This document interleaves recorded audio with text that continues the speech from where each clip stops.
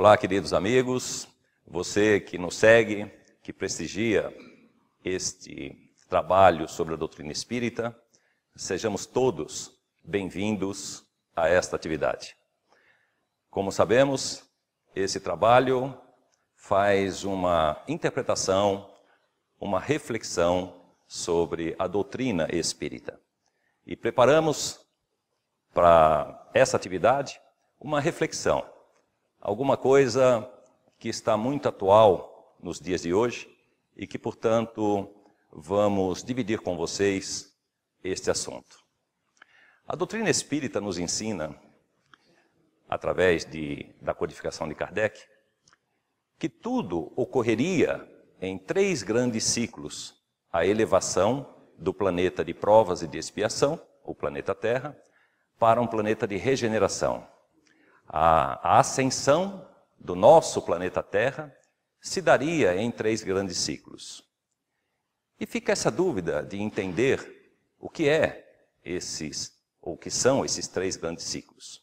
E a doutrina nos revela que um ciclo é uma vida humana e a projeção, a estimativa de vida ocorre em torno de 70 anos.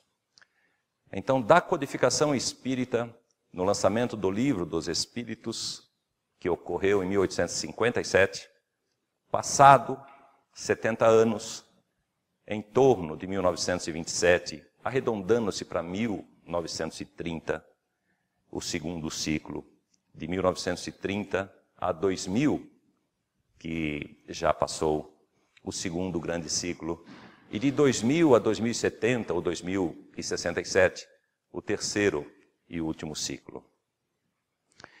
Se nessas épocas ocorrerão essa transformação do planeta Terra, de provas e de expiações para um planeta de regeneração, vamos entender melhor como cada grande ciclo desse objetivou a sua existência.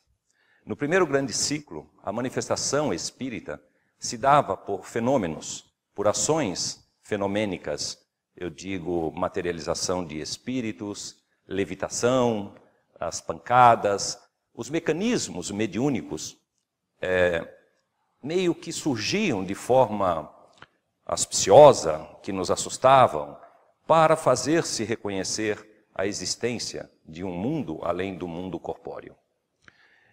O segundo grande ciclo, de 1930 a 2000, ocorre a proliferação, a divulgação, estender-se a doutrina a todos, e o mecanismo utilizado foram as criações das diversas casas espíritas, nascendo às centenas de milhares, pequenininhas, uma em cada região.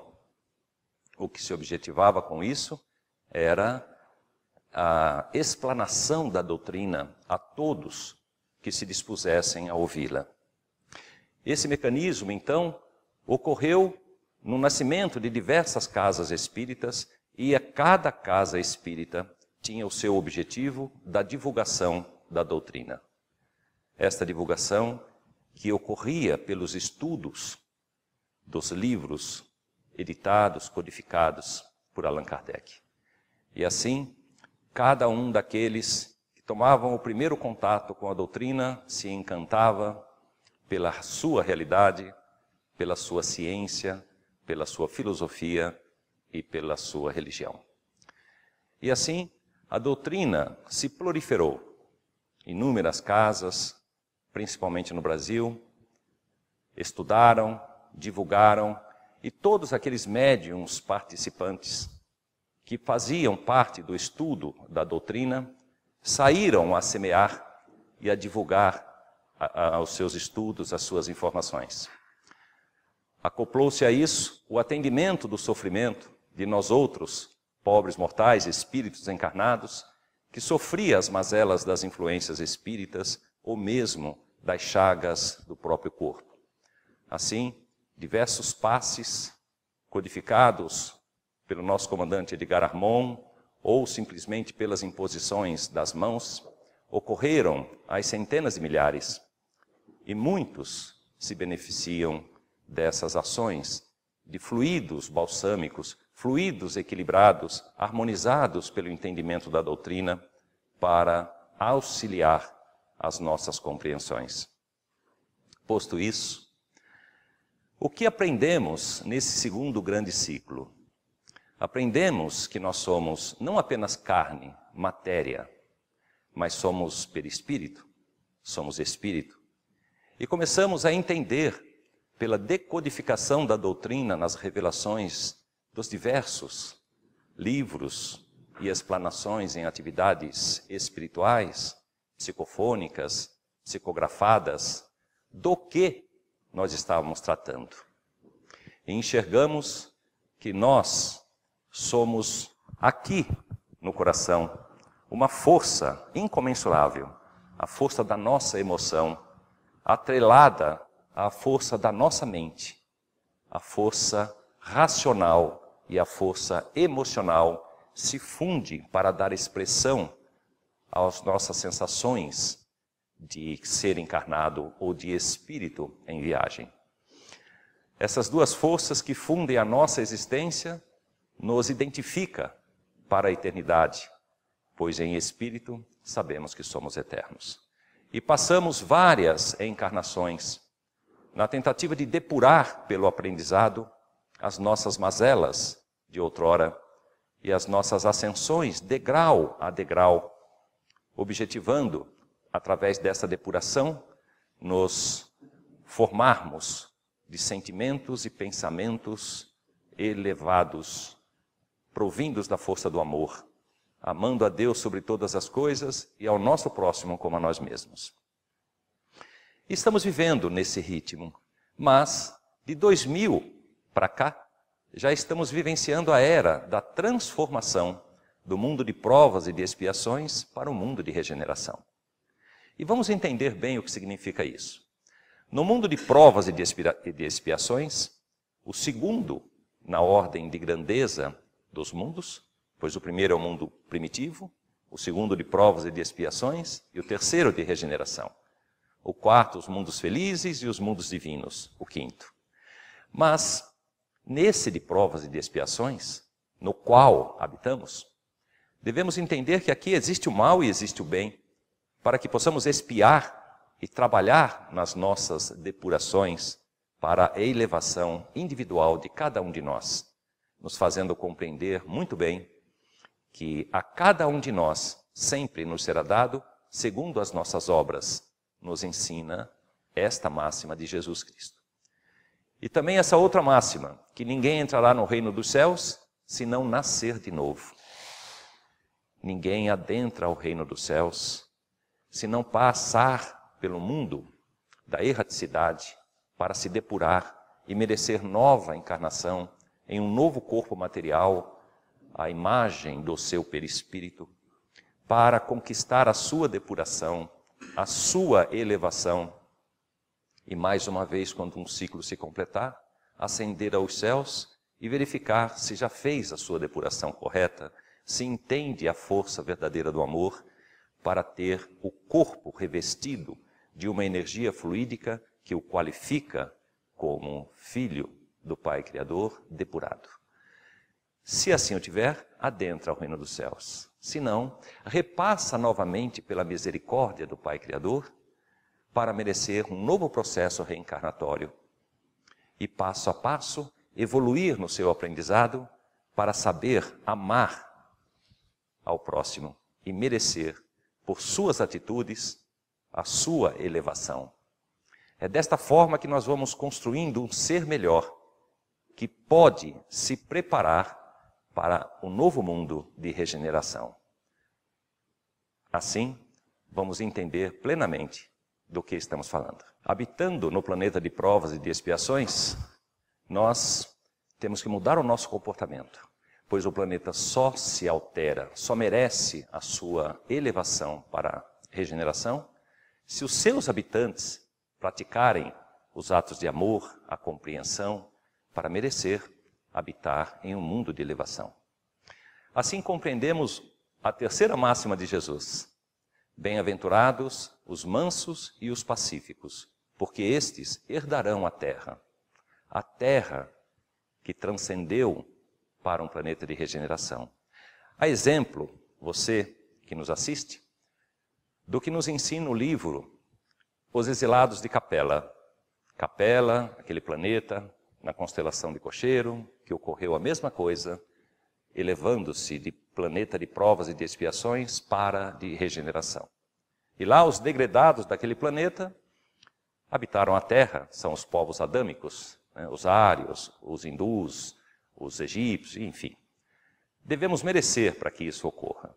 E se o planeta de provas e de expiações é um planeta onde existe o mal e existe o bem, e o mal perdura, o que seria o planeta de regeneração? É um planeta para o nosso descanso, para que aqueles que encarnarem nesse planeta possam confirmar a sua existência no bem, a sua razão pelo bem. Existe o mal e existe o bem, mas o bem prevalece já nesse planeta de regeneração para ser único no planeta futuro felizes. O planeta onde o mal não existe.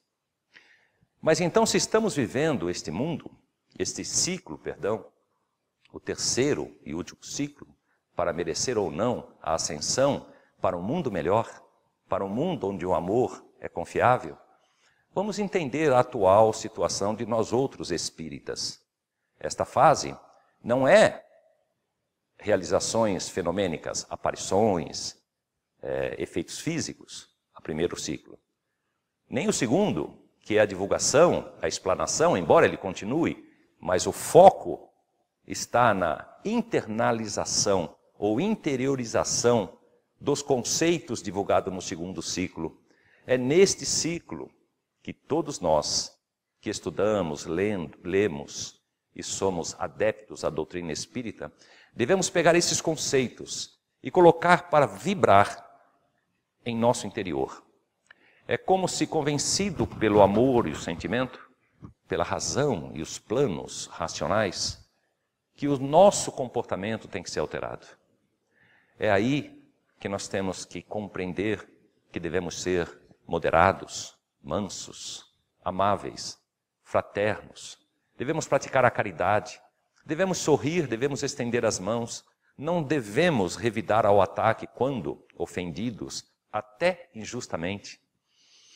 É nesse quesito que, interiorizando em nosso sentimento, em nossa inteligência, em nossa inteligência, em nosso mental racional, transformamos em atitudes.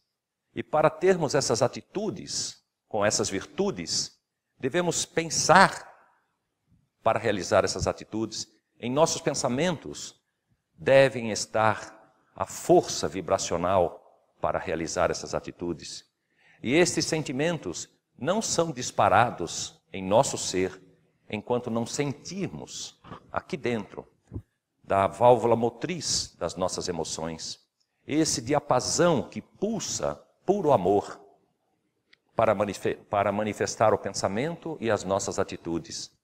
Assim, a composição da nossa estrutura perispirítica, o modelo organizador biológico de Hernani Guimarães Andrade, que pulsa em linhas energéticas, em filamentos, em dutos, em nades, por onde circulam energias que compõem a realização dos órgãos perispiríticos, que fazem pulsar esses sentimentos e esses pensamentos e essas atitudes que nos identifica como um ser que suas atitudes são pensadas, são sentidas no que nos ensina a doutrina espírita. Se compreendermos isso, passaremos a realizar a construção de um perispírito, o nosso, com pensamentos que pulsam energias específicas num padrão altíssimo de luz, de ondas curtíssimas, que a tudo permeia, que a tudo penetra, que a tudo transforma. E divulgaremos a doutrina, não mais como no segundo ciclo, pelas palestras, por estas atitudes que estamos fazendo aqui no momento, levando até você uma reflexão do que a doutrina nos ensina. E é nessa ação de convencimento próprio que mudamos sem perceber as nossas atitudes. Andamos por aí para divulgar como palestrante silencioso, mas sim como divulgador, demonstrador por nossas atitudes, amáveis sempre, pensativas, dentro da doutrina. O que essa doutrina nos transformou. Seremos o exemplo prático na prática do amor. Ah, se compreendermos estas palavras e por nossa vontade experimentarmos, ficaremos tão vivenciados nessas energias que não sofreremos, pois nada nos atingirá. Nenhuma ação de fora pode nos atingir em nosso interior, se esse interior pulsar uma vibração tão profunda, em diapasão energético elevado, provindo da força do amor, do altruísmo, de sentir a presença dos nossos amigos, mentores espirituais, os nossos anjos de guarda. Transformado dessa forma, estaremos vivenciando e sendo prova viva do terceiro ciclo. Eis o grande diferencial. Nos prepara por diversas ações psicofônicas da espiritualidade, que os amigos espirituais ainda não absorvidos pela ação do bem, aqueles que se comprazem ainda no mal e que habitam na erraticidade e que são as centenas de milhares, não se assustem, mas também estudam profundamente a doutrina espírita. São especialistas, são altamente inteligentes, mas pouco evoluídos moralmente. E por essa razão temos que aguardá-lo um pouco mais para encontrá-los ainda na erraticidade e abraçá-los como irmãos queridos. Ainda nessa força do mal, estudam a doutrina, conhecem profundamente essa doutrina, não para servir a Jesus, como é o nosso propósito, mas para se infiltrar em torno de nós, para nos convencer que o mal compraz muito mais do que o bem, para nos arrastarmos para as profundezas da crosta. Esses amigos são extremamente estudiosos. É um recado para nós outros estudarmos a doutrina para servir a Jesus. E só há uma forma de ser reconhecido de forma diferente desses outros, que ainda se comprazem no mal, na ignorância, adormecidos que estão, conduzidos pelas suas chefias. Pensemos, para servir a Jesus, é preciso, pelo ensinamento do que conversamos até aqui, interiorizar, internalizar, para que você pratique a ação, estendendo a tua mão àquele semelhante que lhe pede socorro, silencioso, pelo simples olhar. É a compreensão da mãe, do pai, que não nos dão o que queremos, dos irmãos difíceis, dos amigos que nos testam diuturnamente. Silenciemos a revolta compulsiva e institucionalizemos a nossa ação de amor, de altruísmo ao próximo, para quando Jesus dividir e separar o joio do trigo, que somente um especialista sabe a diferença do joio e a diferença do trigo. Quando Jesus separar aquele que conhece profundamente a doutrina, mas a pratica, está interiorizada nas suas ações, viverá para ver quantos talentos, se 5, se 3 ou se 1 talento, pode ser multiplicado pelo milagre das multiplicações dos pães e dos peixes. Pois haviam poucos peixes e poucos pães, como haverão poucos conceitos, 1, 3 ou 5, para sermos interpretados, decodificados como servidores do Pai Celestial, fiéis praticantes da doutrina espírita, enquanto os nossos queridos amigos somente terão conhecimento, mas nada estenderão. Aqui os tem os pães e os peixes. Que possamos compreender este recado e com muito amor abraçar um ao outro, na esperança de construirmos vida melhor. Um abraço, companheiro, e até a próxima atividade.